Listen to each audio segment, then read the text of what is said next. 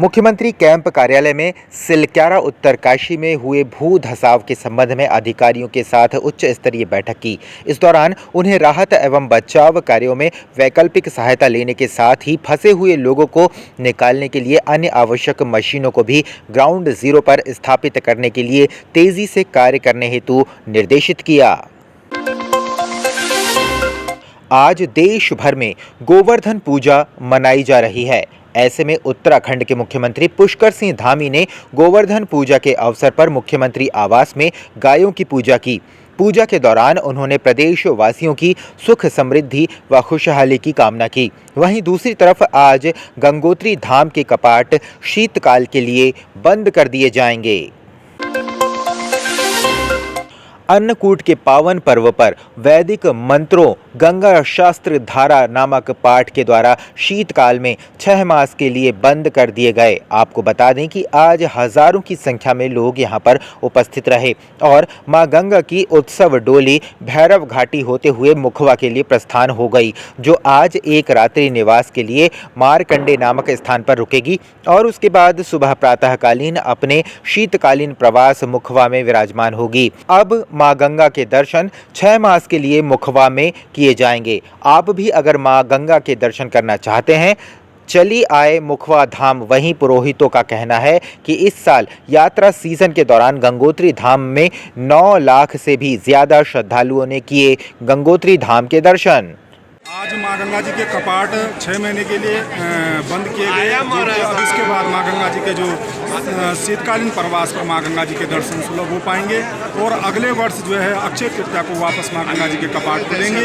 इन्हीं शुभकामनाओं के साथ सारे देशवासियों को जो है हार्दिक शुभकामनाएं। पूरे हिंदुस्तान के लोगों से आह्वान करता हूँ कि आप ऑफ सीजन बोले तो शीतकालीन में भी माँ गंगा के दरबार में आए, माँ गंगा के मंदिर में आए, मुखीवट में, गोवा में, और वहाँ पर आपको ऐसे ही महसूस होगा जैसा आपको गंगोत्री में महसूस होता है। और मैं चाहता हूँ कि सरकार इसमें सहयोग करे ताकि जो अपनी ये यात्रा है ये पूरे 12 महीने चलती रहे और 12 महीने लोग माँ गंगा का दर्शन कर पाए और अपने को कृतार्थ करें।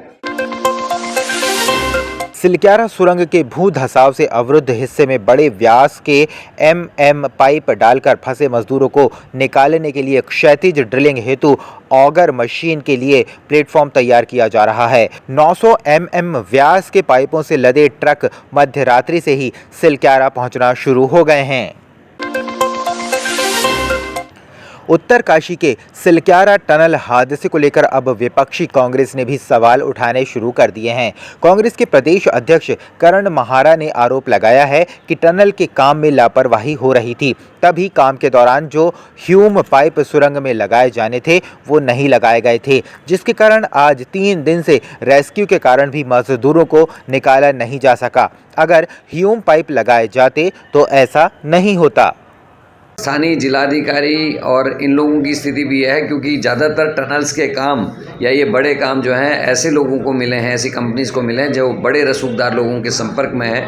इसलिए स्थानीय प्रशासन भी उन लोगों पर बहुत ज़्यादा नकेल कसने की स्थिति में नहीं है और ये दुर्भाग्यपूर्ण है कि आज 3 दिन हो गया। हालांकि मुख्यमंत्री जी वहाँ खुद गए, जो मेरी जानकारी है, लेकिन उसके बावजूद भी जो टेक्निकल असिस्टेंस चाहिए थी या जो साइंटिफिक तरीके से उसके लिए काम होना चाहिए था वो नहीं हो रहा और आगे ऐसी घटनाओं की पुनरावृत्ति ना हो इसके लिए सरकार सचेत नहीं। आपने ठीक कहा कि रेहड़ी की घटना जो थी वो बड़ी गंभीर थी, उससे सरकार को सबक लेना चाहिए था। 2021 में वो घटना घटी थी, आज 2023 ख़त्म होने वाला है।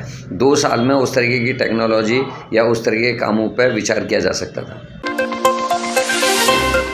लोकसभा चुनाव में अभी कुछ माह का समय बचा है, लेकिन गढ़वाल संसदीय सीट पर सियासत तेज अभी से गरमाने लगी है। गढ़वाल संसदीय सीट से भाजपा सांसद तीरथ सिंह रावत एक बार फिर साल 2024 एक बार फिर मोदी मैजिक चलने का दावा कर रहे हैं, तो वहीं कांग्रेस मोदी सरकार की नाकामियों को गिना रही है। वहीं 2024 लोकसभा चुनाव के रण में कांग्रेस के दावेदार अभी से अपनी ताल ठोक रहे हैं।